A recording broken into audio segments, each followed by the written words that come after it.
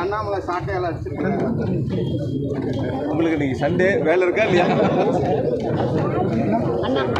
கோவை மாநகராட்சி பகுதிகளில் பல்வேறு முடிவுற்ற பணிகளை பொதுமக்களுடைய பயன்பாட்டிற்கு திறந்து வைத்தும் புதிய பணிகளை தொடங்குவதற்கான அடிக்கல் நாட்டக்கூடிய பணிகளையும் இன்று காலை 7 மணிக்கு தொடங்கி தொடர்ந்து நண்பகல் வரை நடைபெற்று கொண்டிருக்கின்றன.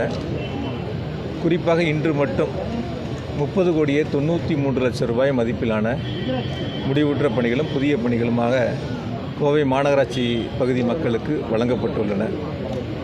தமிழ்நாட்டினுடைய முதலமைச்சர் மாண்புமிகு தளபதி அவர்கள் ஆட்சி பொறுப்பேற்று கோவை மாநகராட்சி பகுதிகளில் பல்வேறு சாலைகள் நீங்களே பல நேரங்களில் சுட்டி காட்டியிருக்கீங்க, இந்தந்த சாலைகள் மிக மோசமாக இருக்கிறது என்று.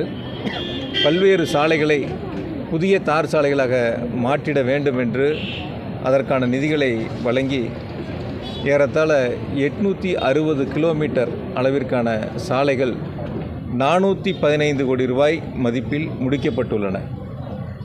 மேலும் விடுபட்ட சாலைகளை புதிதாக தார் சாலையாக மாற்றுவதற்கு 200 கோடி ரூபாய் சிறப்பு நிதியை வழங்குவதற்கான அறிவிப்பை மாண்புமிகு முதலமைச்சர்கள் வெளியிட்டு அதில் 100 கோடி ரூபாய் டெண்டர் விடுவதற்கான பணிகள் இப்பொழுது தொடங்கப்பட்டிருக்கின்றன. மீதம் இருக்கக்கூடிய 100 கோடி ரூபாய்க்கான பணிகள் தேர்வு செய்யப்பட்டு அதற்கான திட்ட மதிப்பீடுகள் தயார் செய்யப்பட்டு வருகின்றன. விரைவில் அதற்கான ஒப்பந்த புள்ளிகள் கோரப்பட்டவுடன் அந்த தார் சாலை அமைக்கக்கூடிய பணிகளும் விரைவாக தொடங்க இருக்கின்றோம். எனவே கோவை மாநகராட்சியினுடைய வளர்ச்சி என்பது மாண்புமிகு முதலமைச்சர் தளபதி அவருடைய வழிகாட்டுதலின்படி அவர்கள் வழங்கிய சிறப்பு நிதியின் மூலமாக தார் சாலைகள் அமைப்பது உள்ளிட்ட பல்வேறு பணிகள் மிக சிறப்பாக நடைபெற்று கொண்டிருக்கின்றன. இன்னும் தேவையான நிதிகளை மாண்புமிகு முதலமைச்சர்கள் வழங்குவதற்கு தயாராக இருக்கின்றார். இன்றைக்கி மட்டும் 30,93,00,000 ரூபாய் மதிப்பிலான பணிகள் முடிந்த பணிகள் பொதுமக்களுடைய பயன்பாட்டுக்கு திறந்து வைக்கப்பட்டுள்ளது. புதிய பணிகள் அடிக்கல் நாட்டப்பட்டிருக்கின்றன. நீங்கள் நிறையா நேரங்களில் கேட்பீங்க சாலைகள் அமைப்பது. சில நேரங்களில் கூட சாலைகளை பற்றி பொதுவெளியில் சில அரசியல் கட்சிகள் சொல்லக்கூடிய கருத்துக்களையும் நீங்கள் சில நேரங்களில் கேள்விகளாக கேட்டிருக்கிறீங்க. 860 கிலோமீட்டர் இது வரைக்கும் 415 கோடி ரூபாய் மதிப்பிலான சாலைகள் கோவை மாநகராட்சியில் அமைக்கப்பட்டுள்ளன. கூடுதலாக இப்பொழுது 200 கோடி ரூபாய் அமைப்பதற்கான நிதிகளை மாண்புமிகு முதலமைச்சர்கள் வழங்கியிருக்காங்க. அதாவது கோவை மாநகராட்சியினுடைய வரலாற்றில் 3½ ஆண்டுகளில் இவ்வளவு பெரிய நிதிகள் சாலை அமைப்பதற்கு மட்டும் ஒதுக்கீடு செய்யப்பட்டு இவ்வளவு கிலோமீட்டர் நீளம் சாலைகள் அமைக்கப்பட்டது இதுவே வரலாற்றில் முதல் முறை. நீங்கள் வேணால் வரலாறு எடுத்து பாருங்கள். எந்த காலகட்டத்திலையும் இவ்வளவு நிதிகள் கொடுத்ததில்லை சாலை அமைப்பதற்கு. இத்தனை கிலோமீட்டர் அளவிற்கு இந்த 3½ ஆண்டுகள் அமைக்கப்பட்டதைப் போல கடந்த காலங்களில் எப்பொழுதும் அது அமைக்கப்படவில்லை.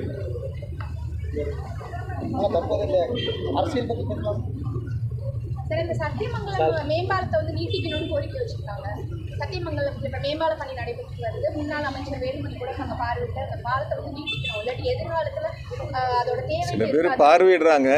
ஆட்சி நடக்கிறது திராவிட மாடல் அரசு. தமிழ்நாட்டினுடைய முதலமைச்சர் அவர்கள் எங்கெங்கே தேவை என்பதை குறிப்பாக நீங்கள் பார்த்தீங்கன்னா அவினாசி சாலை இருக்கக்கூடிய பாலையை அந்த பாலத்தை வணிக பெருமக்கள் அங்கே இருக்கக்கூடிய பொதுமக்கள் எல்லாம் அந்த பாலத்தை நீட்டிக்க வேண்டும் என்று கோரிக்கை வைத்தாலும் மாண்புமிகு முதலமைச்சர்கள் கடைசி முறை கோவைக்கு வருகை தந்த பொழுது கடந்த சில தினங்களுக்கு முன்பாக கோவை வருகை தரும்போது அதற்கான பால் நீட்டிப்புக்கான அறிவிப்புகளை வெளியிட்டு அதற்கான திட்ட மதிப்பீடுகள் தயார் செய்யப்பட்டு அந்த பணிகளையும் தொடங்க இருக்கின்றோம். எனவே எங்கே கோவைக்கு தேவை என்பதை அரசு கூர்ந்து கண்காணித்து பொதுமக்களுடைய கோரிக்கையை மிக சிறப்பாக நிறைவேற்றி வருகிறது. அந்த வகையில் தேவையான முழுவதையும் அரசு செய்வதற்கு தயாராக இருக்கிறது. புதிய பணிகளை எப்போ முடியும் எது சார்? இல்லை, இப்போ தொடங்கி இருக்கிற பணிகள் ஒவ்வொரு பணிகள் ஒவ்வொரு மாதிரி இருக்கும். சிலதெல்லாம் பார்த்தீங்கன்னா 3 கோடி ரூபாய்க்கு தொடங்கி இருக்கிறோம். சிலது 60 லட்சங்களுக்கு தொடங்கி இருக்கிறோம். 60 லட்சம் தொடங்கலாம் 2 மாதத்தில் முடியும்.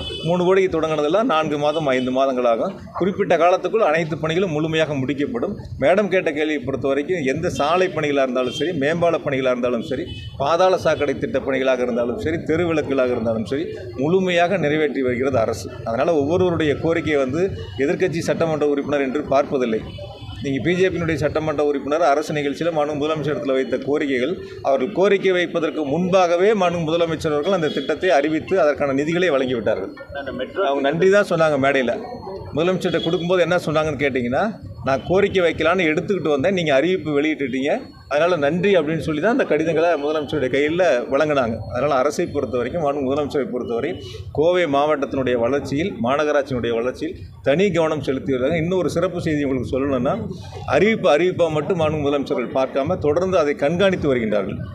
அந்த பணியினுடைய செயல்பாடுகளை கடந்த முறை ஈரோடு வந்த பொழுது கூட கடந்த வாரத்தில் விமான நிலையத்தில் மாவட்ட ஆட்சித்தலைவர் அவர்களையும் மாநகராட்சியினுடைய ஆணையர் அவர்களையும் அழைத்து நானும் அங்கே இருந்தேன். மேயர் இருந்தாங்க, எம்பி இருந்தாங்க, எல்லோரும் அங்கே இருந்து அந்த பணிகள் அறிவிக்கப்பட்ட பணிகள் எந்த நிலையில் இருக்கிறது, எந்த அளவிற்கு நிதி ஒதுக்கீடு செய்யப்பட்டிருக்கிறது, எப்பொழுது அந்த பணிகளை முடிப்போம் என்பதெல்லாம் விமான நிலையத்திலேயே ஆய்வுகளை நடத்தி பணிகளை விரைவுபடுத்தி இருக்கின்றார்கள். எனவே முதலமைச்சர்களை பொறுத்தவரை வெறும் அறிவிப்பாக இல்லாமல் திட்டங்களை விரைவாக செயல்படுத்தி முடிக்க வேண்டும் என்பது முதலமைச்சருடைய உத்தரவு. அந்த வகையில் மிக வேகமாக பணிகள் நடைபெற்றுக் கொண்டிருக்கிறது. பல இடங்களில் பணிகள் முடிக்கப்பட்டிருக்கிறது. ஏதாவது ஒரு சில பகுதிகள் மட்டும்தான் இருக்குது. அதுவும் விரைவாக முடிச்சிருவாங்க. முடிச்சதுக்கப்புறம் தான் நம்ம சாலை அமைக்கக்கூடிய பணிகளை நம்ம தொடங்கியிருக்கோம்.